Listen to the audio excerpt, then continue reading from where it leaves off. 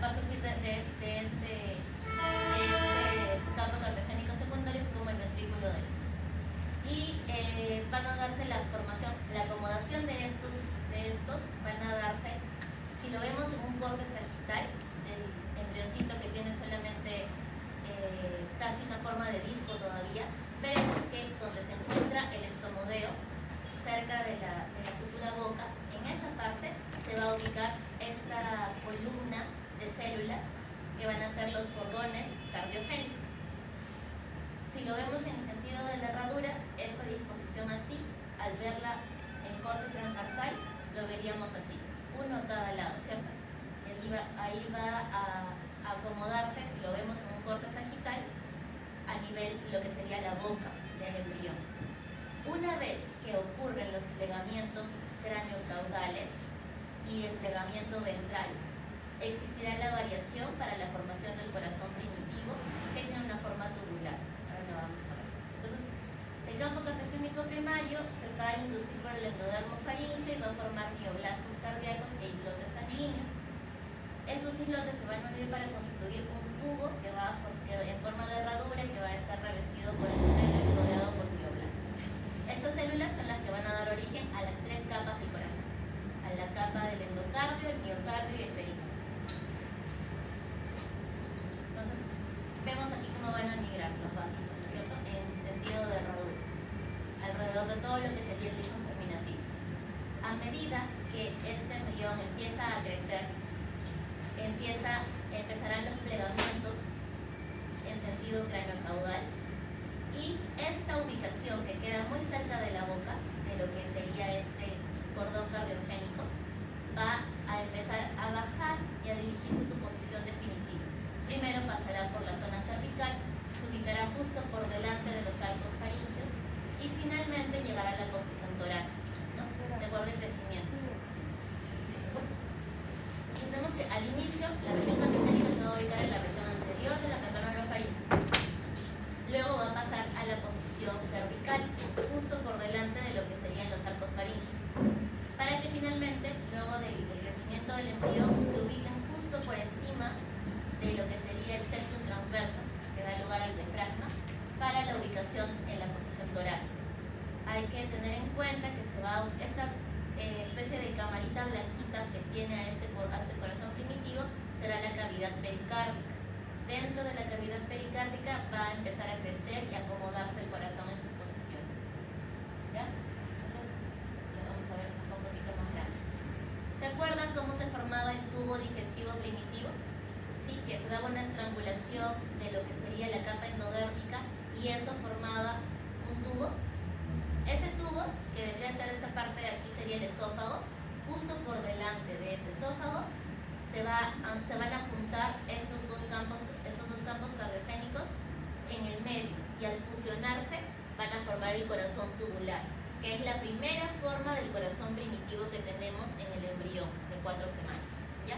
Entonces, este corazón tubular va a tener una forma de anclaje a la pared posterior mediante un mesocardio, que es el mesocardio dorsal, el cual va a estar solo durante la 4ª semana y luego se va a perder, porque el corazón quedará finalmente apoyado en sus estructuras vasculares. ¿Ya? A medida que el embrión se está plegando en esos plegamientos en sentido ventral y se cierra su cavidad, deja de ser plano y se vuelve un cilindro, es que vamos a obtener esta forma de un corazón tubular. Lo vemos así, miren, esta esquema. Este era el embrión plano. Aquí estaba el campo cardiogénico primario en forma de herradura. Si imaginamos que este disco plano se empieza a plegar y solamente nos quedamos con este elemento, que es el que va a dar lugar al aparato cardiovascular, veremos que sucede esto. Aquí van a estar lo que serían las aortas dorsales de aquí el campo cardiogénico. Este va a seguir bajando, el campo cardiogénico primario va a seguir bajando por el plegamiento del embrión, de tal manera que se termina encontrando con esta parte que es el drenaje venoso. Una vez que se encuentran, van a empezar a elongarse, a crecer, a aumentar de longitud y a unirse en la línea media, gracias al plegamiento ventral. Entonces, de lo que eran 2 cordones, que veíamos aquí, 2 cordones, si cortábamos así, encontrábamos un cordón a cada lado, Una vez que se encuentran en la línea media los dos, se fusionan y van a formar un solo tubo. ¿Qué sería el tubo cardíaco? Que es este de acá. Este tubo cardíaco tiene una porción vulvar, una porción ventricular y una porción auricular. Son las tres dilataciones que tiene y una parte inicial que sería el techo conformado por el tronco arterioso. Ahora lo vamos a ver mejor.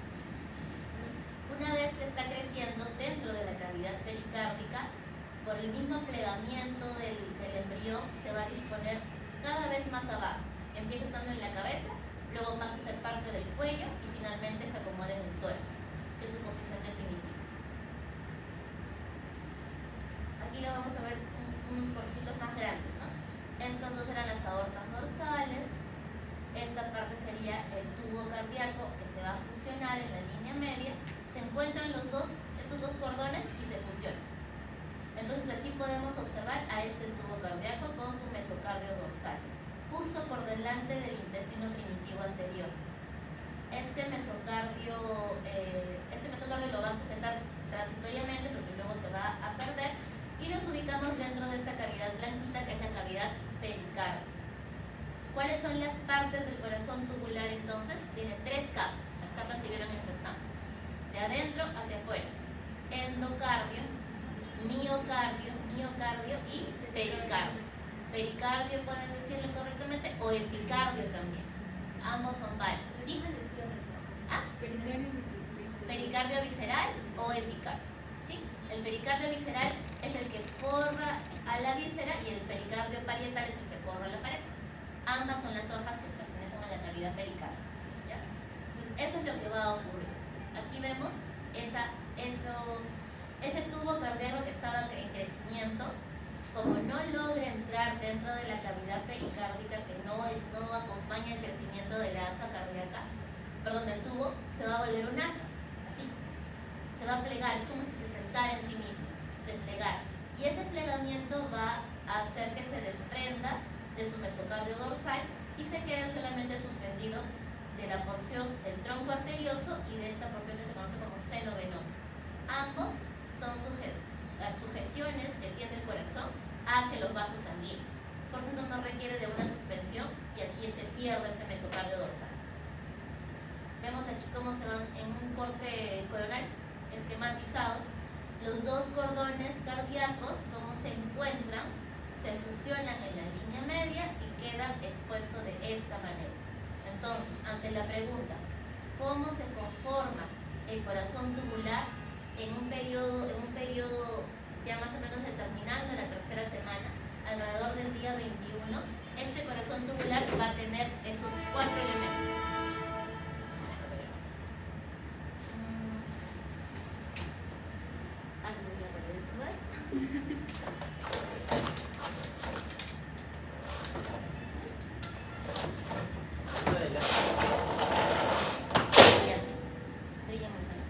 Es el corazón tubular. Aquí, arribita, se llama tronco. Lo que sigue, bulbo. El siguiente, ventrículo y finalmente la aurícula. Entonces tenemos el corazón tubular. El corazón tubular tiene un techo, el cual se conoce como seno venoso. Perdón, un techo, un piso, disculpen. Un piso, el cual se conoce como seno venoso. Esta sería la aurícula primitiva, el ventrículo primitivo, el bulbo y el tronco. El tronco arterial o arterioso es el que tiene los dos vasos principales, los dos grandes vasos que salen del corazón, que futuramente serán la pulmonar y la aorta, y es el techo de este corazón. ¿Se entiende cómo se va a distribuir después de la fusión? Entonces, debido a que el crecimiento de este corazón primitivo no está del todo acompañado por la cavidad pericárdica, es que tiene que empezar a cambiar su conformación y volverse un asa, ¿ya? Pero esto estamos en el día 21, terminando la tercera semana, cuando ya se da la disposición del corazón tubular. Y es así que también en el día 21 el corazón empieza con una especie de actividad cardíaca, ya tiene células nerviosas con capacidad eléctrica a nivel del miocardio para poder ejecutar una suerte de bombeo bastante incipiente, pero sí lo tiene, ¿ya? Entonces, ya conformado el corazón tubular, tenemos una actividad cardíaca incipiente en el día 21. La acomodación y la formación del asa cardíaca es la que ya le va a dar la distribución más similar a la que conocemos. Entonces aquí, como les dije, seguimos acá. Tronco, bulbo, ventrículo, y la aurícula empieza a migrar hacia la parte posterior en sentido craneal para poder ubicarse en su posición más superior, ¿no? Lo vamos a ver aquí. Este sería el corazón tubular primitivo. El negrito, ¿qué cosa viene a ser? El tronco, el verde, el bulbo, el azul, ventrículo, y el rojo, aurícula, ¿sí? Pero ustedes se habrán dado cuenta de que la disposición de su corazón no es así. Su ventrículo no está por encima de las aurículas, sino como que da la sensación de que al revés. Y esto sucede por el plegamiento que sufre el corazón formando el asa cardíaca. Pregunta del examen.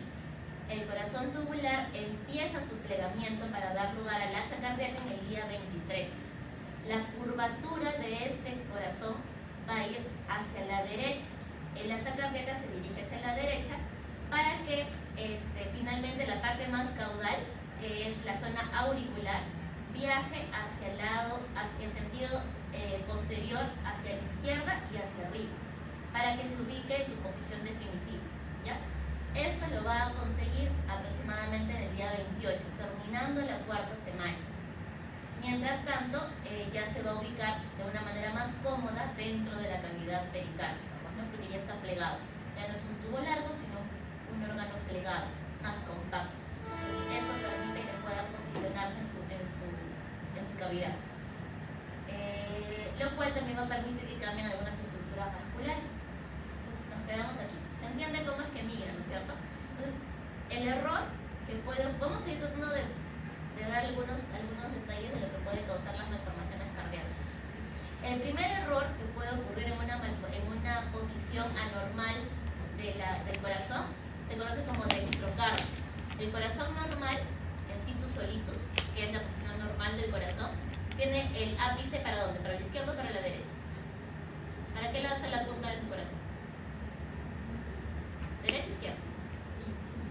Ah, la punta. ¿Derecha? ¿Seguros? La punta al lado izquierdo, claro que sí. Su corazón está dirigido y ocupado hacia el lado izquierdo. La dextrocardia hace referencia a una posición en espejo del corazón. La punta del corazón no se ubica en el lado izquierdo, que es lo normal, sino en el lado derecho. Y eso debido a que el asa cardíaca no migra hacia la derecha, sino migra hacia la izquierda. ¿Se entiende por qué? Porque si migra hacia la derecha, la asa cardíaca va a ir rotando, de tal manera que esta aurícula que va hacia arriba termina empujando el corazón y la punta del ventrículo izquierdo, que va a resultar de la parte azul, se dirige hacia la izquierda. Eso es lo normal. Cuando hay una alteración de la rotación del asa cardíaca, se daría lo que se llama como dextrocardia, o posición en espejo del corazón, ¿ya? Entonces, vamos a verlo acá. Entonces, esta asa cardíaca termina de configurarse, la aurícula va a pasar de estar abajo a estar atrás y hacia arriba. Entonces, si lo vemos en una vista frontal, podremos ver aurícula, derecha e izquierda, primitivas. Sigue siendo el tronco, sigue siendo bueno, este es el tronco cono arterial, el bulbo que va a dar lugar a la porción trabeculada del ventrículo derecho, y el ventrículo primitivo que da lugar a todo el ventrículo izquierdo y la partecita común con el ventrículo derecho. Entonces, de ahí van a surgir las estructuras definitivas de este corazón, que ya se parece al que más o menos ustedes conocen, con las 4 cavidades, 2 aurículas, 2 ventrículos. Ya se da la disposición. Entonces, la unión auriculo-ventricular es un canal común, es esto de acá, porque acuérdense que era un tubo, entonces toda la luz estaba en comunicación en las 4 cavidades. Entonces, igualmente, tenemos, imagínense que este es el corazón que vieron aquí, este corazón, y le hemos cortado la punta del corazón. Entonces es como que la punta del corazón está saliendo de la pantalla y le hemos cortado. Entonces nos hemos quedado básicamente con la parte de la unión en donde cambia de aurícula a ventrículo. ¿Sí? Nos hemos quedado con esa parte de ahí. Entonces ahí encontramos ese canal común, que es el conducto auriculo-ventricular primitivo. En este lado se ubicará el ventrículo derecho primitivo y el ventrículo izquierdo primitivo, así como sus respectivas aurículas, ¿no? Derecha e izquierda. Y aquí, en esta zona de acá, se encontraría la parte del bulbo, que es la parte final del tracto de salida de las arterias. Antes de continuar con la parte de dividir todas las cavidades cardíacas, tenemos que hablar del seno venoso. El seno venoso, ¿se acuerdan? Que estaba ubicado abajo, en el piso, ¿no es cierto? Este es el piso, se supone que este es el corazón tubular. Esta es la aurícula, ventrículo y no alcanzo más. Bulbo, ¿cierto? Acá está el seno venoso que tiene un asta derecha y un asta izquierda. Pregunta del examen. Son los 3 vasos venosos que llegan a desembocar a cada asta del seno venoso. ¿Cuáles eran? Vena vitelina, la vena umbilical y la cardinal común. ¿Sí? Vena vitelina, vena umbilical y la vena cardinal. Esta de aquí es la cardinal común. La cardinal común tiene 2 afluentes, dos afluentes, porque llegan pues allá, ¿no? La vena cardinal anterior y la vena cardinal, y la vena cardinal posterior, ¿ya? Para cada lado es lo mismo, es una imagen en espejo. Entonces, de estas venas vamos a obtener elementos definitivos conforme vaya migrando el corazón. Entonces, debido a que esta parte de aquí tiene que irse hacia atrás y hacia arriba, entonces vamos a ver al corazón de espalda. Ya no lo vamos a ver de frente, sino lo vamos a ver de espaldas. Y de espalda vamos a entender lo que está pasando. Entonces, aquí el seno venoso va a empezar a cambiar, ¿ya? El asta de cada lado va a seguir recibiendo sus afluentes, ¿no? Esta era la vena vitelina, la cual se va a mantener todavía. La vena umbilical, que va a empezar a desaparecer. Y nos quedaremos con esta de acá, que sería la vena cardinal. En el caso del lado izquierdo, las venas, tanto umbilical como vitelina, desaparecerán por completo. Y solo nos quedaremos con la vena cardinal común para lo que sería la parte del drenaje cardíaco, del drenaje del corazón. Entonces, cuando nos quedamos con estructuras definitivas, veremos. De este lado de acá, del lado derecho, solamente nos vamos a quedar con la vena vitelina. Y la vena vitelina va a ser aquella vena que llega con el drenaje de la parte inferior del cuerpo hacia la aurícula derecha. ¿Qué vena es esa? En ustedes, en su corazón. ¿Qué vena sería? ¿Qué ustedes tienen? ¿Qué vena recoge el drenaje venoso de la parte inferior de su cuerpo? Y llega a la aurícula derecha. Lo vimos al principio. La vena cava. Entonces, la vena vitelina dará lugar a la vena cava inferior. La vena vitelina va a ser la precursora de la vena cava inferior. Nos quedamos sin vena umbilical porque no nos da ningún remanente, al menos en la parte proximal, y la que nos quedaba acá, la vena cardinal común, más estas 2 venas de acá, la vena cardinal común más la vena cardinal anterior, nos va a dar la otra vena que llega a la aurícula. ¿Cuál es? Vena cava superior.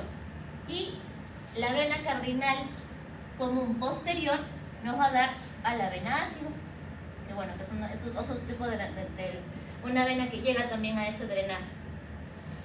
En el lado derecho entonces nos quedamos con los vasos principales.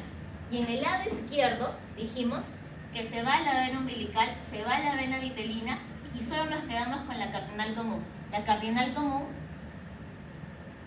va a formar lo que sería la vena oblicua de Marshall, que es la vena que recoge el drenaje venoso del corazón, y aquí se formará lo que sería el seno venoso, el seno coronal. Entonces ya queda en una disposición así. Es lo que vemos en el corazón normal, ¿ya? Eso debido a las modificaciones que sufre este seno venoso. Ahora ustedes se habrán dado cuenta que nos hemos quedado sin vena umbilical. ¿Y cómo es que se va a nutrir el feto? ¿Alguien tiene una idea de cómo es que al final siempre sí tenemos vena umbilical, si la hemos eliminado.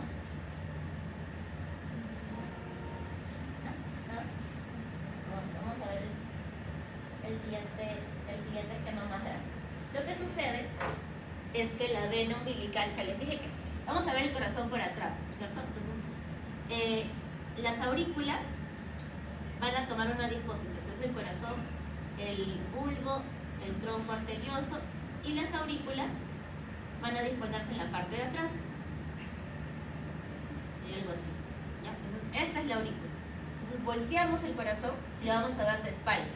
Entonces, a estas venitas de acá van a llegar las estructuras del drenaje de los miembros inferiores, pasando por el hígado.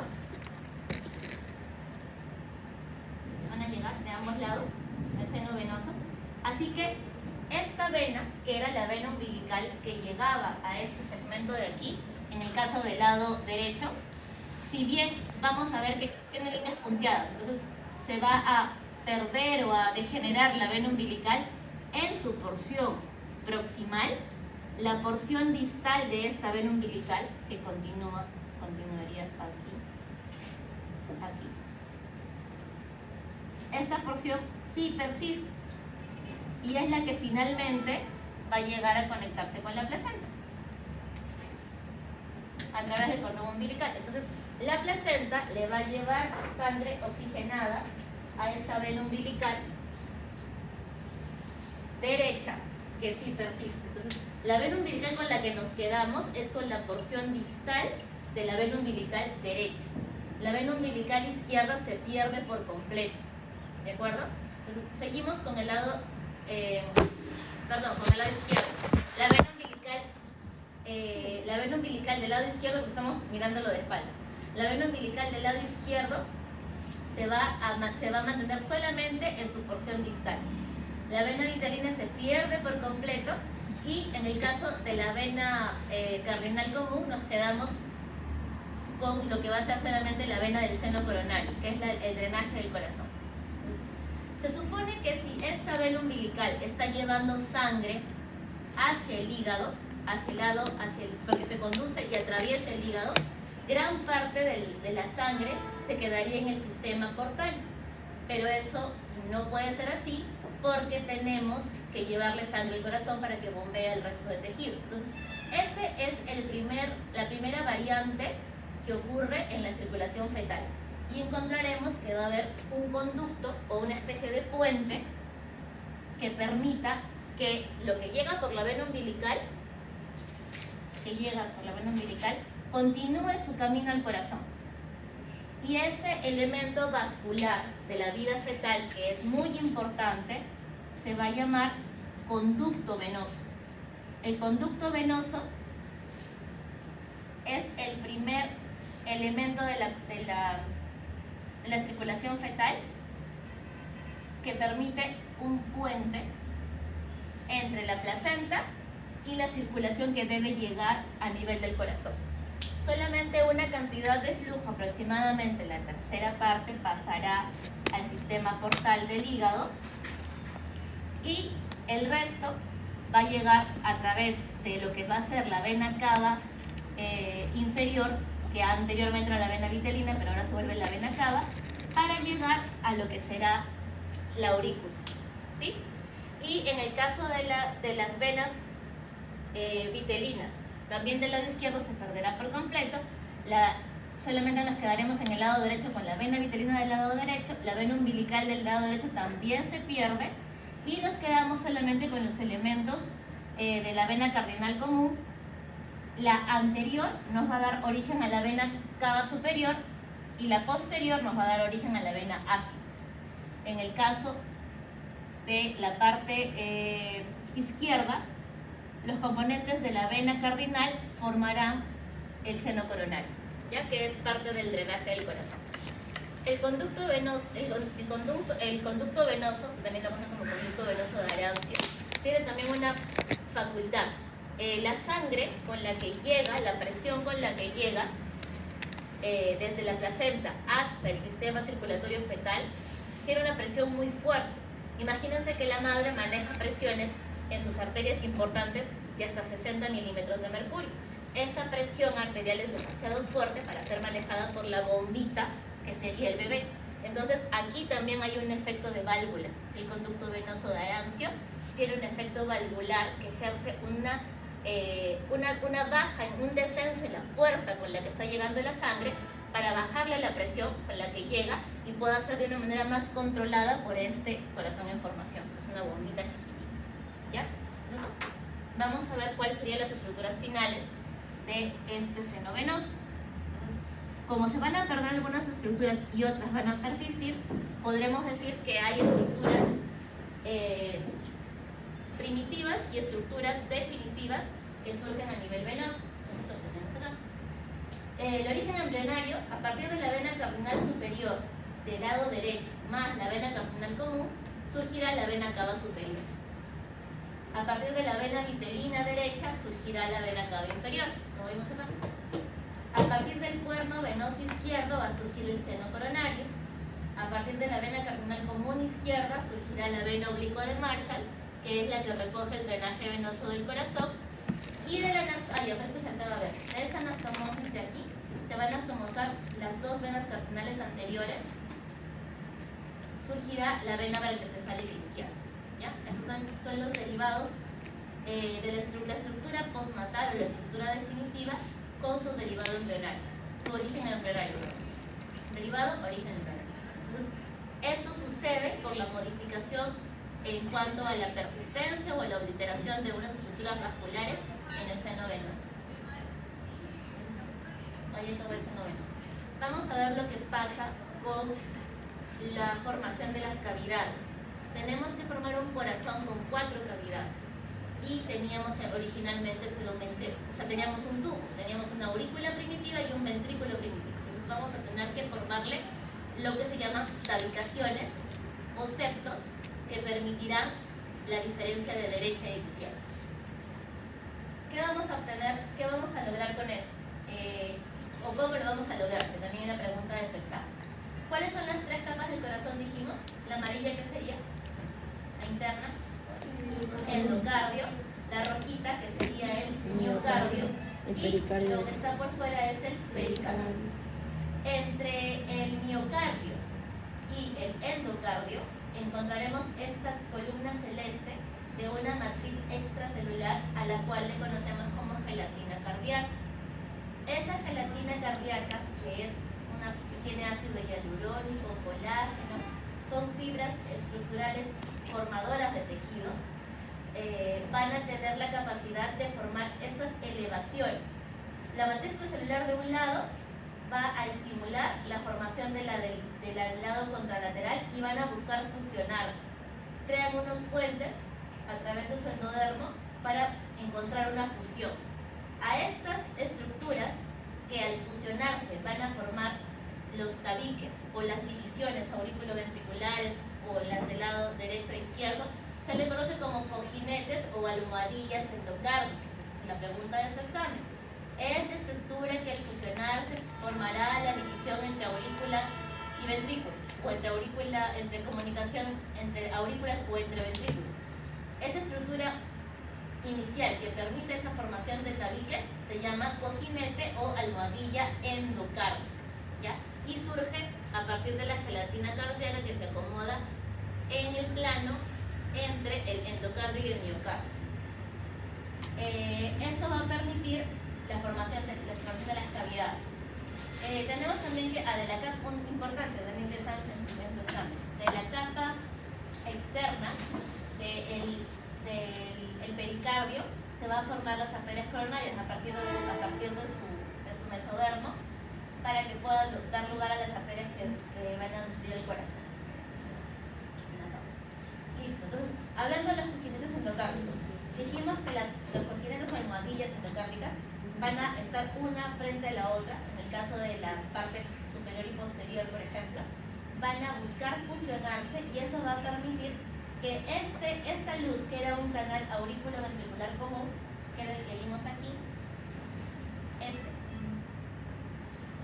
se formen 2 luces independientes, las cuales se dan después de la fusión de las almohadillas superior e inferior. Eso formará dos luces, lo cual nos da lugar a un canal aurículo-ventricular del lado derecho y un canal aurículo-ventricular del lado izquierdo. De esta manera tenemos que para el final de la cuarta semana se han formado las 4 cavidades cardíacas independientes de forma primitiva, ¿no? Al menos, para que luego se puedan formar los tabiques que dividan completamente una cavidad de cada lado. Ahora, para la división del conducto, de lo que sería el conducto aurículo-ventricular, vamos a ver que, bueno, ya vimos en la cuarta semana. En la quinta semana los congénitos endocárdicos aurículo-ventriculares se van a aproximar entre sí y se fusionan dividiendo el conducto AB en conducto AB derecho e izquierdo, ¿no? Aquí tenemos dos separaciones. Lo que era un solo canal común, ahora se encuentran en dos cavidades de cada lado. Ahora sí, una vez que tenemos a este corazón que tiene unas cavidades primitivas, 4, 2 aurículas, 2 ventrículos, veremos que van a tener que separarse porque si no habría una mezcla constante de la sangre que llega. La sangre que va a llegar a través de la vena umbilical hasta la vena cava inferior va a ser sangre rica en oxígeno o pobre en oxígeno. La que llega por la vena umbilical hasta la aurícula derecha. ¿Oxigenada o desoxigenada? ¿Desoxigenada, seguros? La oxigenada, porque es la que está viniendo de la placenta. Acuérdense que la placenta hace las veces de pulmón. El feto no logra hacer hematosis por sí mismo, así que necesita de la placenta. Así que la placenta le lleva sangre oxigenada hasta las cavidades derechas. Entonces, de la sangre oxigenada que se queda aquí, pasa una parte hacia el ventrículo derecho, pero otra parte necesita pasar al ventrículo izquierdo porque si no, no habría cómo nutrir el resto del cuerpo, debido a que la sangre que sea inyectada a los pulmones no va a ser devuelta como sangre oxigenada, ya que los pulmones no tienen esa posibilidad. Así que tenemos que tener en cuenta que siempre debe haber una comunicación entre las dos aurículas durante la vida fetal. Esa comunicación, que es una comunicación entre las aurículas, se conoce como comunicación interauricular. Esa comunicación se va a dar a medida que se va formando el tabique, pero de una manera más funcional, ¿no? Para que pueda irse acoplando a los cambios del corazón. Entonces, ahora sí veremos cómo se forma el tabique. El tabique se va a formar gracias a las almohadillas endocárdicas de la parte del techo de la aurícula primitiva. Aquí vamos a hacer un paréntesis para dar equivalencias ya de los términos. Ustedes entienden por tabique a cualquier elemento que separa dos ambientes, ¿no es cierto? Es un tabique. Entonces, tabique, para la denominación cardíaca, va a ser lo mismo que septum. ¿Sí? Y lo que se forme como un orificio, un espacio que da comunicación entre ese tabique, se va a llamar, o sea, ese orificio o ese foramen, va a recibir el nombre de ostium. ¿Sí? Septum, ostium, que es lo mismo que decir tabique, en el caso de septum, o que decir orificio o decir foramen, ¿ya? Ahora, en dependencia de cómo aparecen, del orden en el que aparecen, va a ser un septum primero o septum primo y un septum segundo o septum secundum, que está en latín, ¿ya? Entonces, eso es lo que nos tenemos que orientar y todo va a ir de acuerdo al orden de aparición de estos tabiques, para que no sea difícil. Entonces, tenemos, esta de aquí es la aurícula primitiva, ¿sí? A partir del techo de esta aurícula primitiva surgirá el primer intento de tabique proveniente de las almohadillas endocárdicas del techo de esta aurícula primitiva, que va a buscar encontrarse. Aquí también ya se formaron otros cojinetes, ¿cierto? Un cojinete que formaba la división de aurículas y ventrículos. Aquí también se forma otra excrescencia. Entonces, esto que está aquí, este intento de formación del tabique, que es el que aparece primero, es el que conocemos como septum ¿Qué septum será? El primo. Septum primo. El tabique que aparece primero. Podrían decirle tabique primero. Sonaría raro, pero en algún momento con lo que se faciliten las cosas, dejará de llamarse así, se llamará primer tabique. Bueno, ya. Hasta el momento no ha variado de la literatura y se sigue llamando en latín septum primo, ¿ya? El primer tabique que aparece, el primer intento de tabique que aparece, se va a llamar septum primo. Pero este tabique que está en formación, mientras logra llegar a su compañera de abajo, va a dejar un espacio. Ese espacio o agujero que se encuentra aquí, ¿cómo se llamará? Osteo primo, exacto. Ostium primo. Pueden decirle foramen primum, agujero primum, ostium primum, pero esta es la forma. Y se presenta en la primera vez que intenta formarse este tabique, ¿de acuerdo?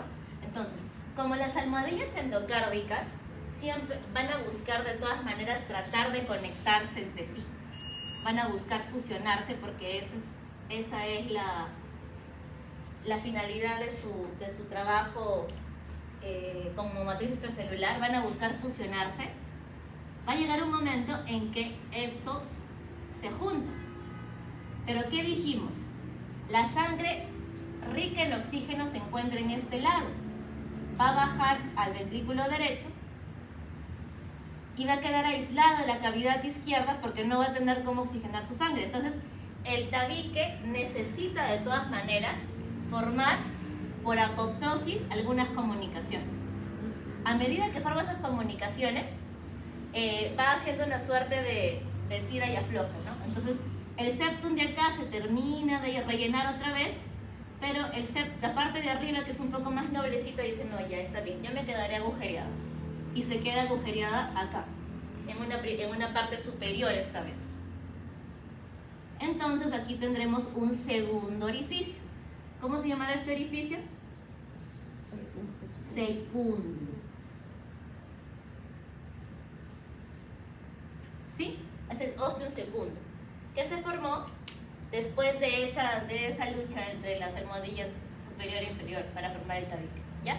Pero todo esto sigue siendo el septum primo. Hasta ahorita no aparece el septum secundo. ¿En qué momento aparece el septum secundo? A medida que está ocurriendo esto, la comunicación entre las estructuras entre la sangre que está pasando, crea una suerte de efecto de válvula. Entonces, como necesitan controlar eso, ocurre que va a venir otra excrescencia muscular más tirada a la derecha de esta aurícula primitiva. Va a salir así. Y otra estructura que se forma también como una especie de tabique nuevamente, a esta la vamos a llamar, como aparece en un segundo momento, septum secundo. El septum secundo entonces se va a encontrar más pegadito a la derecha, tirándose la aurícula derecha, paralela al septum primo. Entonces, esto de aquí ya se va a poder volver una especie de válvula casi, que está casi completamente cerradita. ¿No? Entonces, esta es la aurícula. Y esto sería el tabique interauricular primitivo, ya casi formado, pero aquí van a ver las variaciones en la presión. Cuando yo quiero hacer que la sangre pase a este lado, lo que voy a hacer es empujar esta compuerta como un vaivén, así, ¿no? Es como la puerta de una cantina, y luego se regresa, ya, un vaivén. La sangre empuja esto, que sería el septum primum, lo empuja para pasar al lado izquierdo por la fuerza que tiene con la que está llegando. Y al momento de hacer eso, aquí se crea un pequeño espacio. Ya no es un agujero redondito, sino es un agujero más bien medio ovalado. Por eso recibe el nombre de agujero o foramen, agujero oval o foramen oval. ¿Sí? El foramen oval, que es ese espacio delgadito que va a quedar por el vaivén del septum primum con el septum secundum a la hora del paso de sangre. Ese foramen oval es el que va a acompañar al feto hasta el momento de su nacimiento, debido a que como no tiene forma de oxigenación, este feto necesita de la comunicación entre las aurículas derecha e izquierda para que pueda generar ese ingreso de sangre con alta cantidad de oxígeno para que pueda pasar al resto del cuerpo, ¿sí? Si no, no podría ser funcional su corazón. Entonces tenemos que este agujero oval o foramen oval sería el segundo elemento importante de la circulación. ¿Cuál era el primero? ¿Les dije? El puente que conectaba la vena umbilical con la vena cava inferior. ¿Cómo se llamaba? El conducto venoso, este de acá. ¿Se acuerdan? Este de acá. El conducto venoso, el puente, el conducto venoso de Arans. ¿Ah? No. El seno venoso está aquí arriba. Este es el seno venoso. Este. El conducto venoso conecta a la vena umbilical con la vena cava inferior. ¿Ya?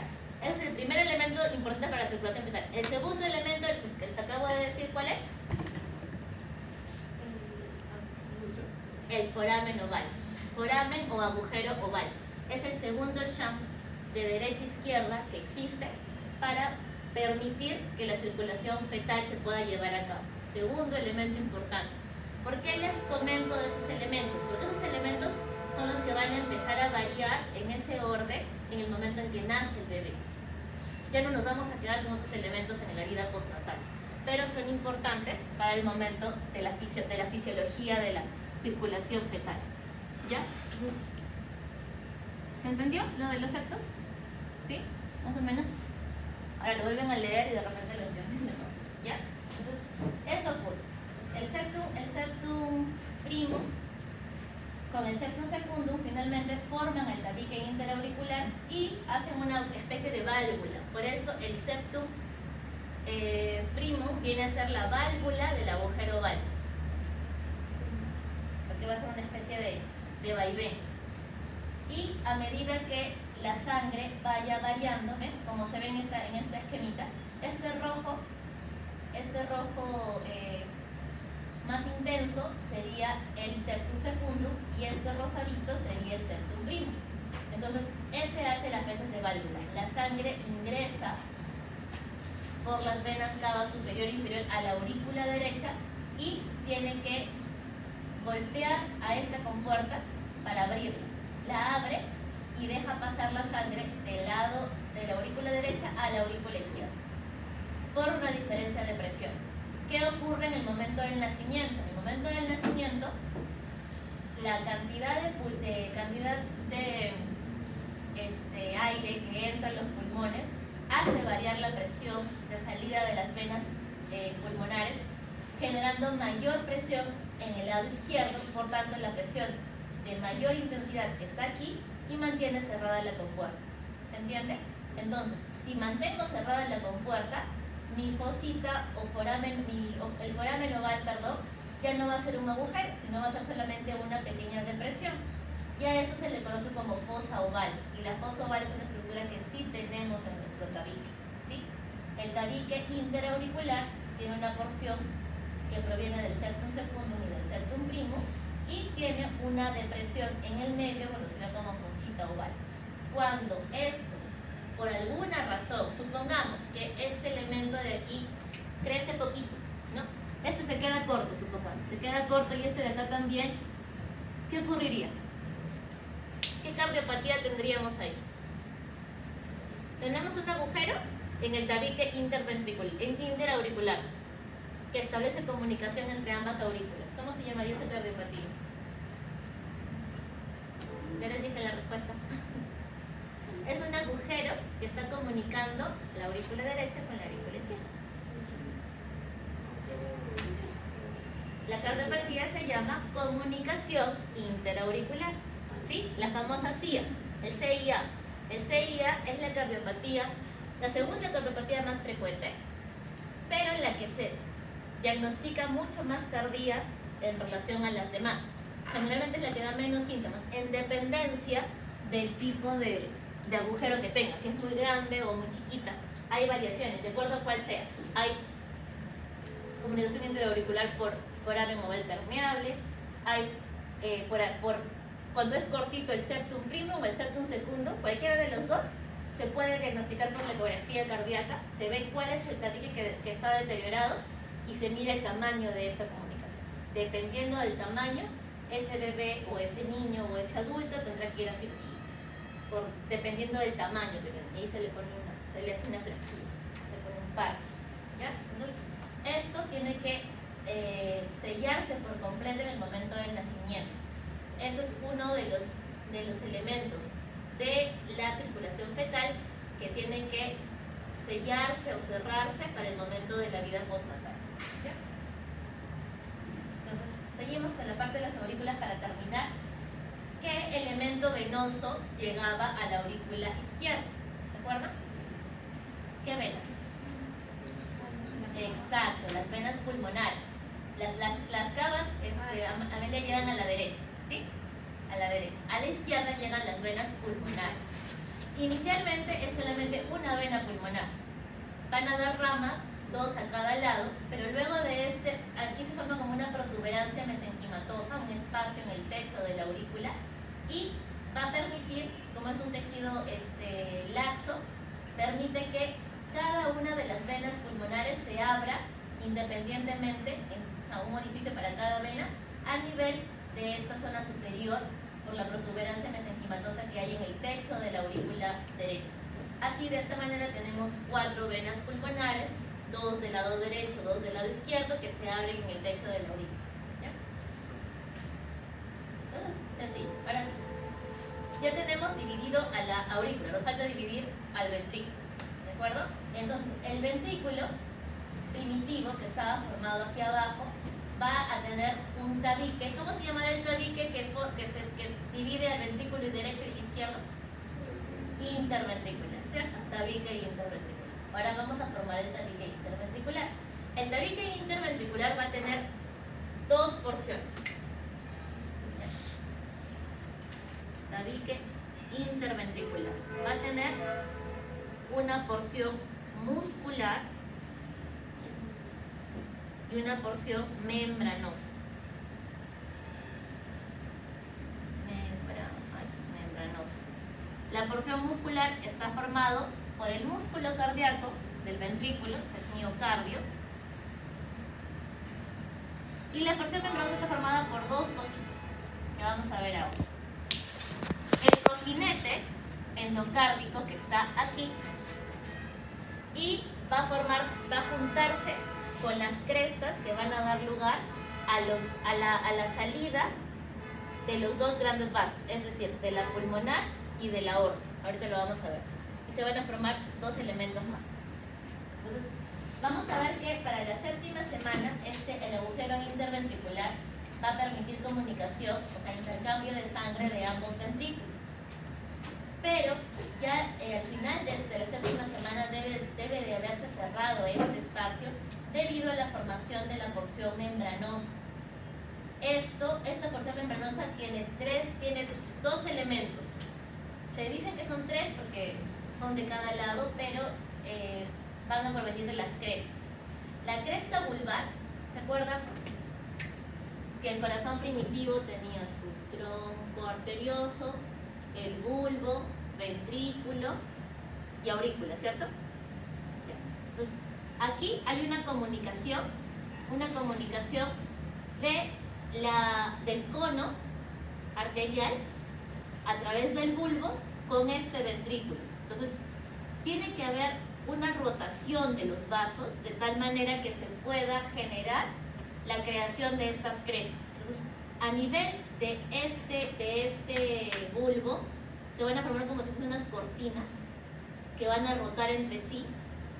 Primero, para poder diferenciarse en 2 vasos independientes. Un vaso que va a ser la aorta y otro vaso que va a ser el tronco de la pulmonar. Y una vez que rotan, van a poder llegar a dar como una especie de valvas acá, que junto con la valva del cojinete cierran ese tabique. Ahora lo vamos a ver, ahí creo que hay una animación, ¿ya? Entonces, el siguiente elemento que forma la porción membranosa va cerrado por las crestas, cresta vulvar derecha e izquierda, y por el cojinete o almohadilla endocárdica.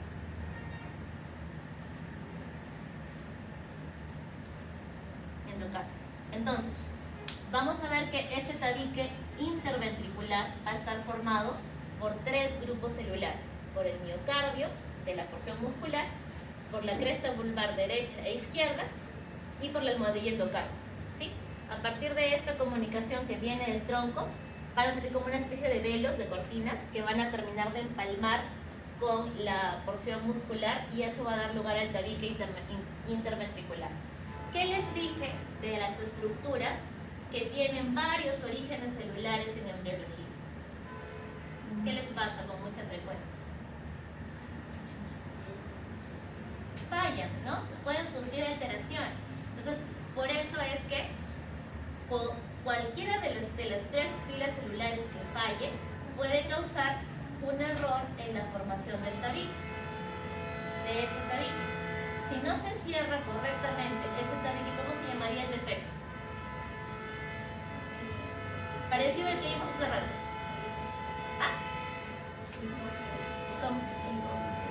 Exactamente, comunicación interventricular, el famoso CIB, ¿sí?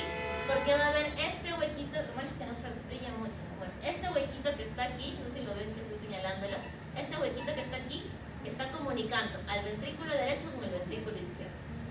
Es el CIB, comunicación interventricular, y es debido a esto el defecto cardíaco más frecuente de todos, la comunicación interventricular. ¿Por qué? Porque va a depender de varios elementos que cualquiera de ellos pueden fallar, causando que no se cierre completamente el tabique interventricular.